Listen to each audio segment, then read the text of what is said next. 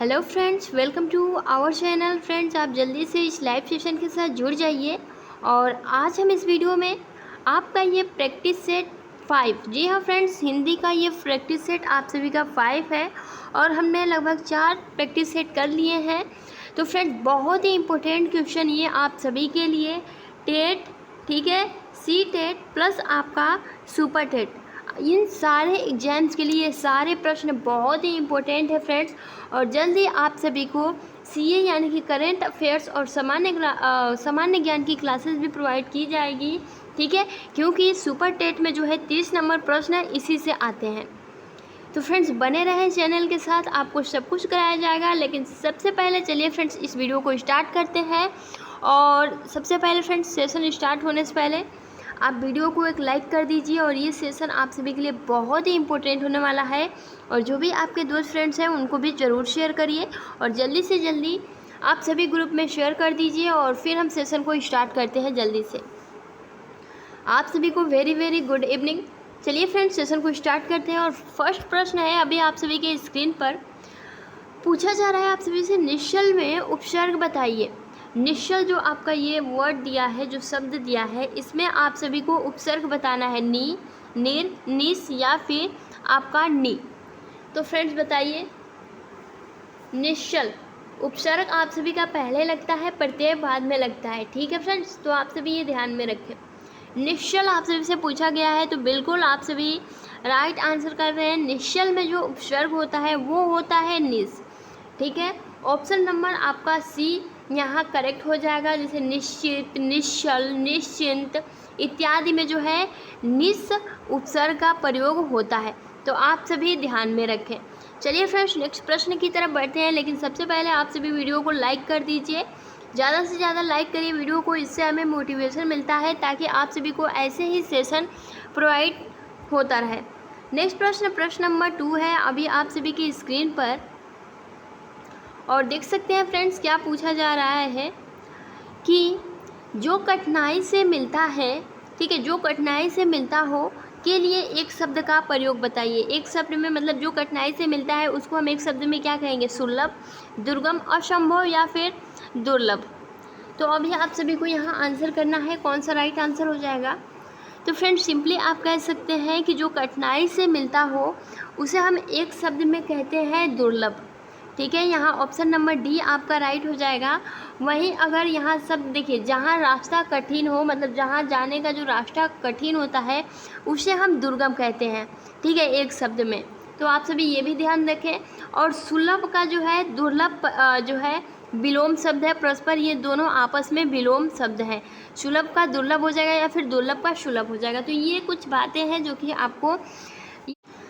प्रश्न नंबर 3 है फ्रेंड्स, वज्रदेह में समास बताइए। वज्रदेह में कौन सा समास है? बहुव्रीहि समास, तत्पुरुष समास, कर्मधारय समास या फिर द्वंद्व समास। तो फ्रेंड्स, इसका आंसर आप सभी जल्दी से करिए। वज्र का देह फ्रेंड्स, इसका अगर हम करेंगे तो होगा, ठीक है। तो अब आपको यहाँ बताना है कि इसमें कौन सा समास है, कौन सा समास है। अगर हम इसका विग्रह करेंगे तो वज्र का देह हो जाएगा। तो फ्रेंड्स, इसका जो समास होगा वो होगा तत्पुरुष समास। तो ऑप्शन नंबर बी आपका यहाँ करेक्ट हो जाएगा।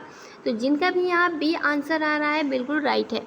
चलिए फ्रेंड्स, नेक्स्ट प्रश्न की तरफ बढ़ते हैं। और प्रश्न नंबर आपका 4 है अभी आप सभी की स्क्रीन पर। चलिए आप सभी आंसर करिए। प्रश्न नंबर 4 का आंसर करिए। नायक में कौन सी संधि है? आप सभी को बताना है। आयाद संधि है, गुण संधि है, यड़ संधि है या फिर दीर्घ संधि है। नायक में कौन सा संधि है? नायक का संधि विच्छेद फ्रेंड्स क्या होता है? तो नय प्लस अकह, ठीक है, नय प्लस अक होगा, ठीक है, नय प्लस अक होगा इसका नायक का संधि विच्छेद। और इसमें जो है अयाद संधि है। ऑप्शन नंबर आपका ए यहाँ राइट हो जाएगा, ठीक है। तत्पुरुष के जो है सॉरी, यहाँ जो है आपका अयाद स्वर संधि जो है नायक के अकॉर्डिंग आता है। और इसका जो विग्रह होता है वो नय प्लस अक होता है, मिलकर नायक हो जाता है। चलिए फ्रेंड्स, नेक्स्ट प्रश्न की तरफ बात करते हैं। और प्रश्न नंबर आपका 5 है अभी आप सभी की स्क्रीन पर। चलिए आप सभी आंसर करिए जल्दी से। पूछा जा रहा है जन्माद्य में समास बताइए।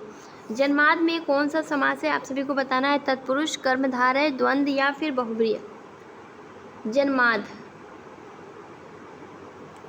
अगर हम इसका विग्रह करें तो होगा जन्म से अंधा। ठीक है, अगर हम इसका विग्रह करते हैं तो जन्म से अंधा हो जाएगा। तो फ्रेंड्स इसमें समास कौन सा है, जन्म से अंधा। तो फ्रेंड्स सिंपली आप कह सकते हैं जो आपका नायक था, है ना, वज्र का देह है, जन्म से अंधा, ये सब जो है ये आपके तत्पुरुष समास है। ठीक है, ये करण जो है तत्पुरुष के अंतर्गत आते हैं। तो ऑप्शन नंबर आप सभी का ऑप्शन नंबर ए यहाँ राइट हो जाएगा। चलिए फ्रेंड्स नेक्स्ट प्रश्न की तरफ बढ़ते हैं और प्रश्न नंबर आप सभी का 6 है, अभी आप सभी के स्क्रीन पर। 1 मिनट। तो चलिए फ्रेंड्स अभी आप सभी आंसर करिए प्रश्न नंबर 6 का, अभी आप सभी आंसर करिए कौन सा राइट होगा। अभिषेक में संधि बताइए, और ये सारे इंपॉर्टेंट आप सभी के लिए बहुत ही क्वेश्चन इंपॉर्टेंट है। अभिषेक में कौन सी संधि है, गुण संधि, व्यंजन संधि, वृद्धि संधि या फिर दीर्घ संधि। Option number 6। तो फ्रेंड्स आप सिंपली अभिषेक का अगर विग्रह करेंगे तो क्या होगा, तो आपका हो जाएगा अभी, ठीक है, प्लस शेक, और ये मिलकर हमारा बनता है अभिषेक। ठीक है, ये मिलकर हमारा अभिषेक बनता है, और इसमें आप सभी का व्यंजन संधि है। ठीक है, ऑप्शन नंबर बी आपका राइट हो जाएगा यहाँ। और देखिए इस नियम के अनुसार यदि पहला वर्ण स हो, ठीक है, और उसके पहले जो है अ या फिर आ, ठीक है, अ या फिर आ के अलावा कोई दूसरा स्वर आए तो स के स्थान पर यहाँ श हो जाता है। तो आप सभी ध्यान रखें। अभी प्लस आप देख सकते हैं छोटा सा है, तो यही बोला गया है कि अभिषेक का जो है आपका व्यंजन संधि है, और इस नियम के अनुसार यदि पहला वर्ण स हो, ठीक है, यदि पहला वर्ण स हो, जैसे अभी आप देख सकते हैं स हो, और दूसरे उसके पहले मतलब अ या फिर आ के अलावा कोई दूसरा स्वर आया तो उसमें स के स्थान पर हम स लिखेंगे, खटकोर वाला।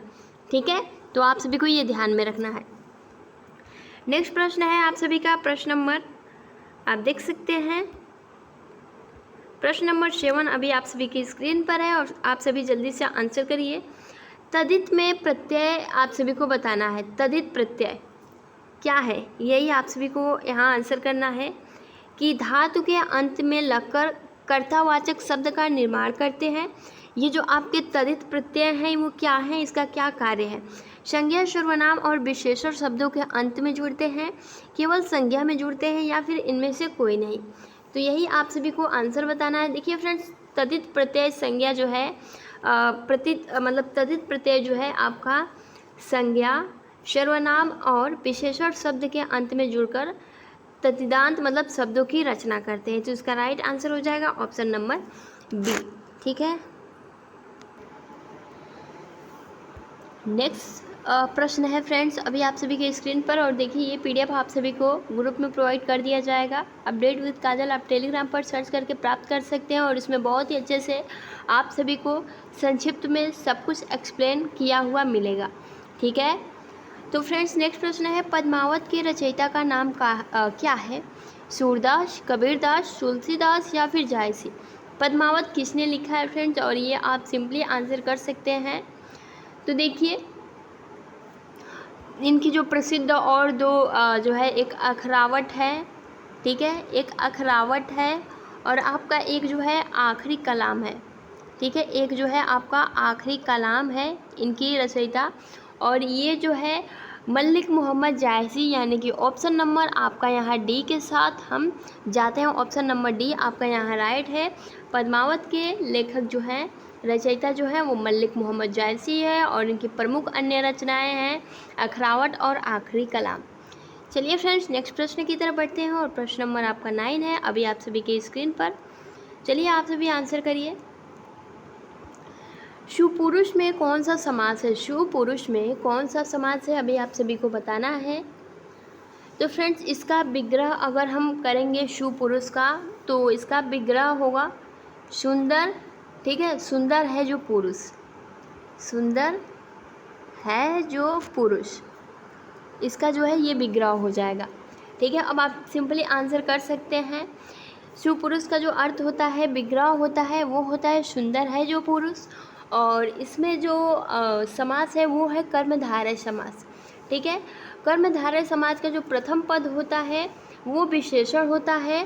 ठीक है, प्रथम पद देखिए सुंदर क्या बताता है, तो विशेषता बताता है। आप सुंदर हो, राम सुंदर है, तो ये क्या है, राम की विशेषता बताई जा रही है। तो यही बोला जा रहा है कि जो प्रथम पद होता है वो विशेषण होता है तथा दूसरा पद जो होता है वो विशेष एवं संज्ञा होता है। तो पुरुष की इसमें विशेषता बताई जा रही है। तो कर्मधारय हम किसे कहते हैं, जिसका प्रथम पद विशेषण हो, ठीक है, एडजेक्टिव हो, और सेकेंड जो पद हो वो आपका संज्ञा हो सकता है, या फिर इसकी जो विशेषता बताए हम उसे विशेष्य कहते हैं, तो विशेष्य हो सकता है। तो आपका यहाँ ऑप्शन नंबर सी हो जाएगा राइट आंसर, कर्मधारय समास। ठीक है, कोई डाउट है? No doubt. चलिए फ्रेंड्स नेक्स्ट प्रश्न की तरफ बढ़ते हैं।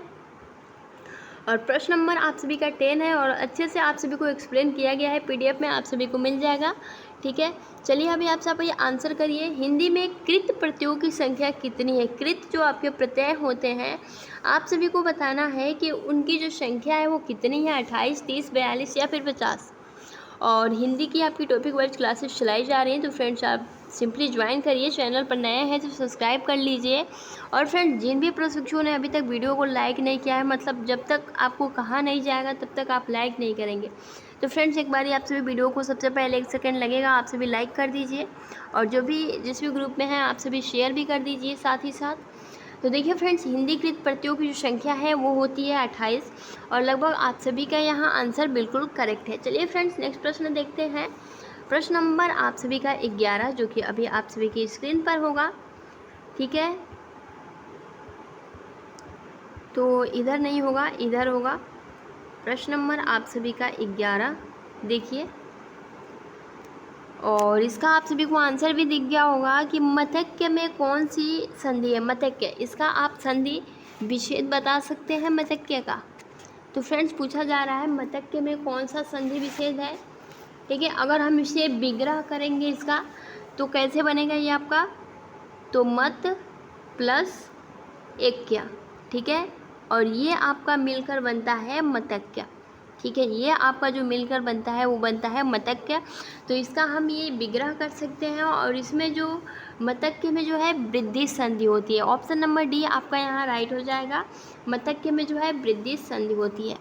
चलिए फ्रेंड्स नेक्स्ट प्रश्न की तरफ बढ़ते हैं। प्रश्न नंबर आप सभी का 12 है, अभी आप सभी के स्क्रीन पर। चलिए आंसर करिए जल्दी से।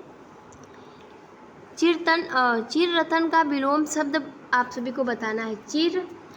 चिरतन, ठीक है, चिरतन का विलोम शब्द आप सभी को बताना है चिरंतन का। ठीक है, चिरंतन का विलोम शब्द आप सभी को बताना है अलौकिक, लौकिक या फिर नश्वर या फिर नैसर्गिक। आपको चारों ऑप्शन अभी आप सभी के स्क्रीन पर दिख रहा होगा। तो फ्रेंड्स आंसर करिए प्रश्न नंबर 12 का। तो देखिए चिरंतन का जो है विलोम शब्द होता है वो होता है नश्वर।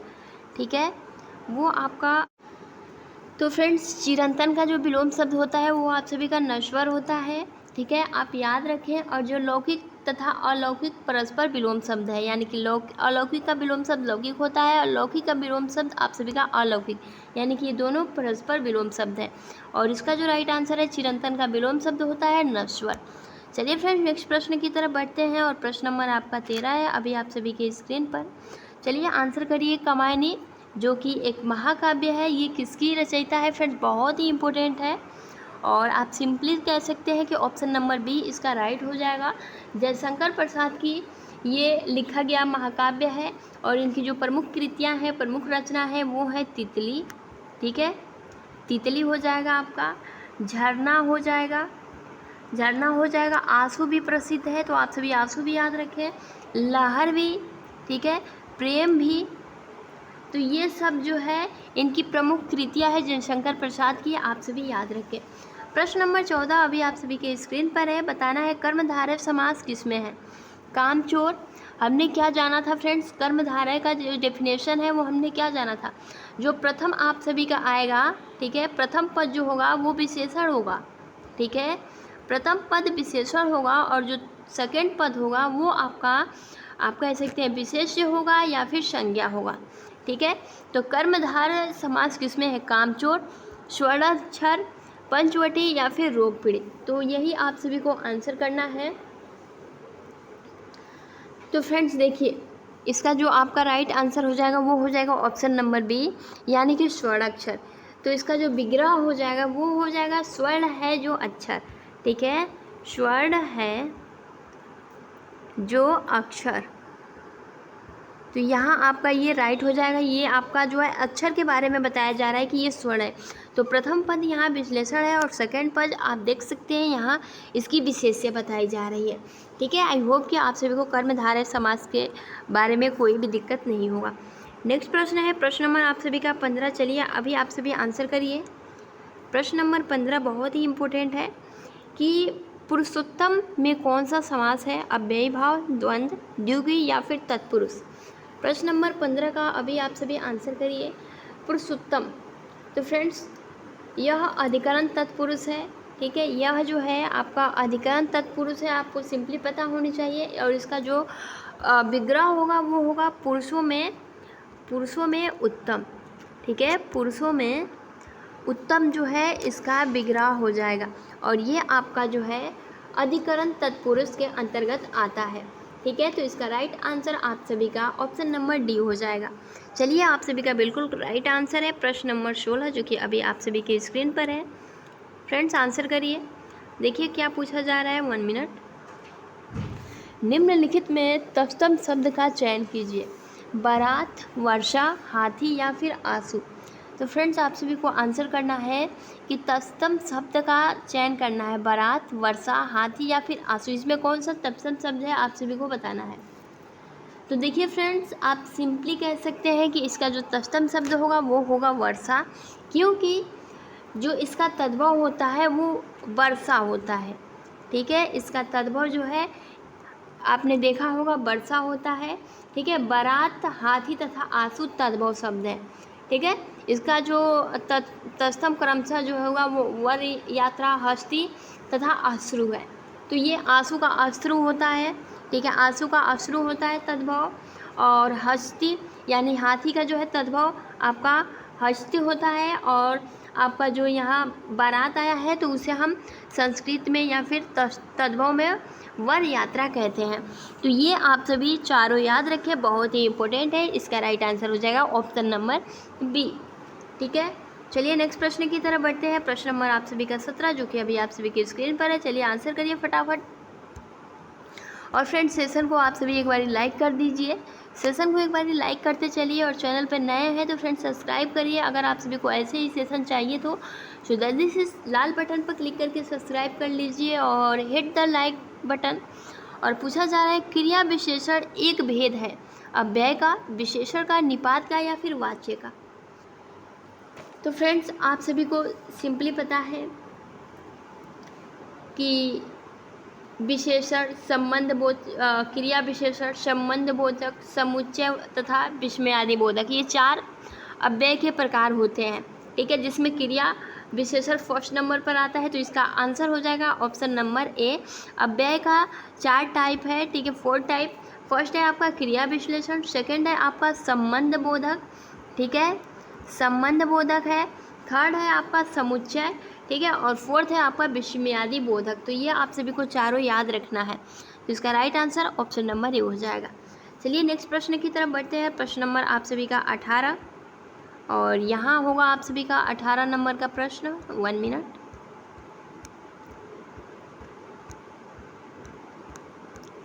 तो देख सकते हैं फ्रेंड्स प्रश्न नंबर 18 पूछा जा रहा है पाखंडी का परिवाची क्या होगा। पाखंडी का परिवाची क्या होगा, धूर्त, होशियार, बुद्धिमान या फिर ईमानदार।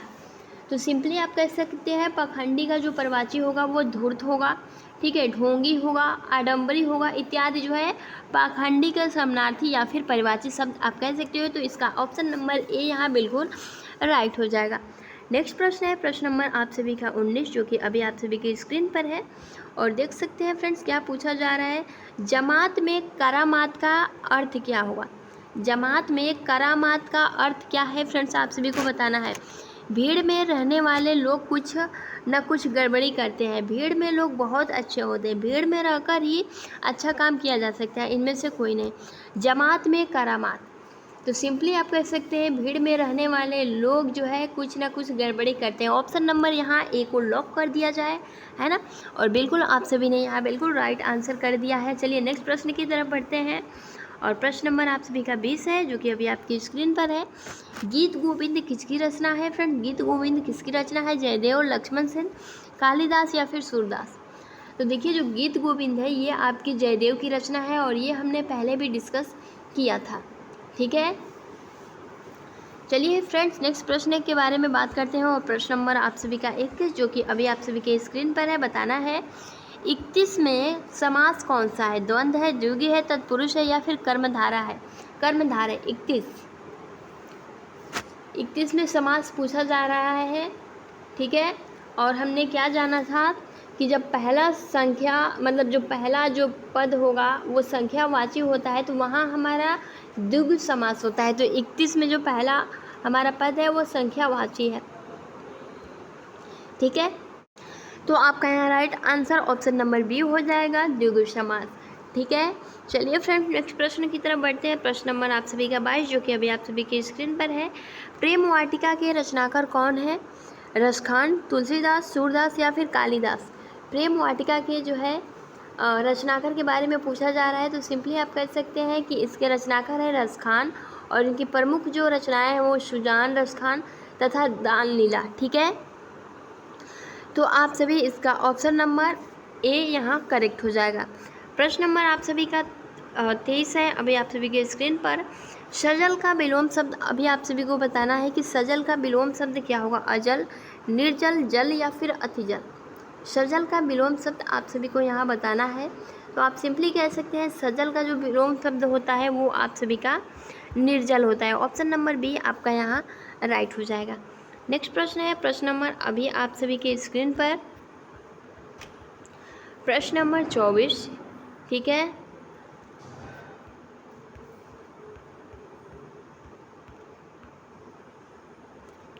ये हम लोगों ने डिस्कस कर लिया है और प्रश्न नंबर 24 आप सभी का इधर आएगा।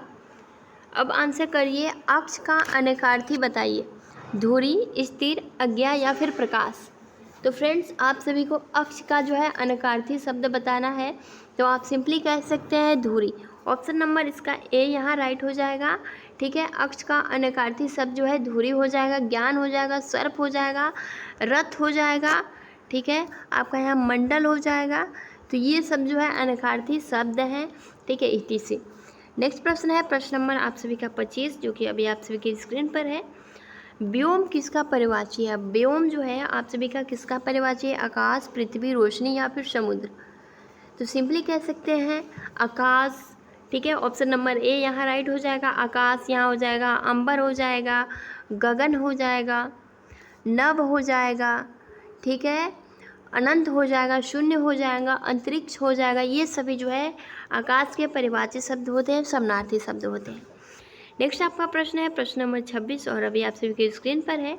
राजपुत्र में कौन सा समास है? आप सभी को बताना है। तत्पुरुष, कर्मधारय, अव्ययी भाव या फिर द्वंद्व?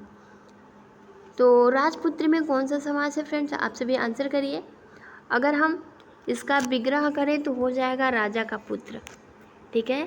इसका विग्रह करें तो होता है राजा का पुत्र। और पूछा जा रहा है कि इसमें कौन सा समास है तो सिंपली कह सकते हैं कि इसमें तत्पुरुष समास है। ऑप्शन नंबर ए आपका यहाँ राइट हो जाएगा। नेक्स्ट प्रश्न है प्रश्न नंबर आप सभी का 27 और अभी आप सभी के स्क्रीन पर है। सार्वनामिक विशेषण क्या है? कुरूप, सुंदर, यह या फिर दुना? और फ्रेंड्स आई थिंक हमने कल भी ये प्रश्न ऐसा ही लगभग प्रश्न डिस्कस किया था सार्वनामिक से रिलेटेड। तो फ्रेंड जो यह आते हैं यानी जो संज्ञा से पहले आ जाते हैं उन्हें हम सर्वनामिक या फिर संकेतवाचक भी कहते हैं, ठीक है। संकेतवाचक यानी कि नाम ना देकर यह वह जो वर्ड आए, ठीक है, उन्हें हम सर्वनामिक कहते हैं, सर्वनाम, ठीक है। आप सिंपली ऐसे याद रख सकते हैं। तो ऑप्शन नंबर इसका राइट आंसर सी हो जाएगा। चलिए फ्रेंड्स नेक्स्ट प्रश्न की तरफ बढ़ते हैं और प्रश्न नंबर आप सभी का 28 अभी आप सभी के स्क्रीन पर है। अभिलाषा का परिवाची क्या नहीं होगा? यानी कि 3 ऐसे आप सभी के ऑप्शन है जो कि अभिलाषा का परिवासी है लेकिन एक जो है इसमें से नहीं है। कामना, लालसा, इच्छा या फिर अति अनिच्छा? अनिच्छा। आप सभी को आंसर करना है। सिंपली आप कह सकते हैं कि अभिलाषा का जो परिवार्थी होता है वो कामना भी होता है, लालसा भी करना होता है और इच्छा करना भी होता है, साथ ही तृष्णा भी होता है। ठीक है, तृष्णा भी होता है, आप सभी याद रख लीजिए। मनोरथ भी होता है, ठीक है, मनोरथ भी होता है यहाँ आप सभी का। चाह भी होता है, ठीक है, अभिलाषा या फिर चाह भी कह सकते हैं, ETC। आकांक्षा भी हो सकता है। तो ये जो है अभिलाषा के परिभाषी है। बाकी आपका जो D है अनिच्छा, वो नहीं होता है। ठीक है, तो फ्रेंड्स अगर आपको सेशन अच्छा लग रहा हो, अगर आपको प्रश्न अच्छे लग रहे हों, तो फ्रेंड्स आप सेशन को एक बार लाइक कर दीजिए, 1 सेकेंड लगेगा। ठीक है, चलिए नेक्स्ट प्रश्न की तरफ बढ़ते हैं। और प्रश्न नंबर अभी आप सभी का 29 है और आप सभी को आंसर दिख भी गया होगा। उमापति किसका परिवाची है? शंकर, ब्रह्मा, विष्णु या फिर इंद्र? आप सभी को बताना है उमापति किसका परिवाची है। तो सिंपली आप कह सकते हैं उमापति जो है शंकर का परिवाची है, जिसे हम महादेव भी कहते हैं, महेश भी कहते हैं, शिव भी कहते हैं, शंभु भी कहते हैं, देवादिदेव भी कहते हैं। ठीक है, कैलाशपति भी कहते हैं, त्रिपुरारी भी कहते हैं और शंकर के जो है ये सभी परिवाची हैं और ETC। ठीक है, तो आई होप कि आप सभी को शंकर के जो है परिवाची शब्द सिंपली याद होंगे। नेक्स्ट प्रश्न है और ये आप सभी का लास्ट प्रश्न होगा इस वीडियो का। और पूछा जा रहा है कि उद्यम किसका विलोम है? आलसी, परिश्रमी, पेशा या फिर इनमें से कोई नहीं? तो फ्रेंड्स आप सभी को आंसर करना है। देखिए सबसे पहले आलसी का जो विलोम शब्द हो जाएगा। ठीक है, अगर आप सभी के यहाँ आंसर आलसी आ रहे हैं तो आलसी का तो विलोम शब्द यहाँ कर्मठ हो जाता है। ठीक है, आलसी का विलोम शब्द तो कर्मठ हो जाता है और आपका जो उद्यमी है इसका विलोम शब्द परिश्रमी हो जाएगा, यानी कि ऑप्शन नंबर B आपका यहाँ राइट हो जाएगा। ठीक है, अब फ्रेंड्स आप सभी के लिए एक प्रश्न है जो कि आप सभी को आंसर करना है। विनय पत्रिका, ये आपकी एक विनय पत्रिका है। ठीक है, विनय पत्रिका जो है किसकी रचना है? ऑप्शन A है तुलसीदास, ऑप्शन B है सूरदास, ऑप्शन C है कालिदास और ऑप्शन D है कबीरदास। विनय पत्रिका किसकी रचना है आप सभी को बताना है। तो फ्रेंड्स सेशन को अभी इतना है इस वीडियो में और कल आप सभी को नेक्स्ट प्रैक्टिस सेट प्रोवाइड किया जाएगा। तो फ्रेंड्स सेशन अगर आप सभी को अच्छा लगा हो तो फ्रेंड्स आप सभी लाइक कर सकते हैं और जो भी आपके दोस्त फ्रेंड्स हैं उनको भी ज़रूर जोड़िए कल से। तो अभी के लिए इतना ही। Thanks for watching, take care.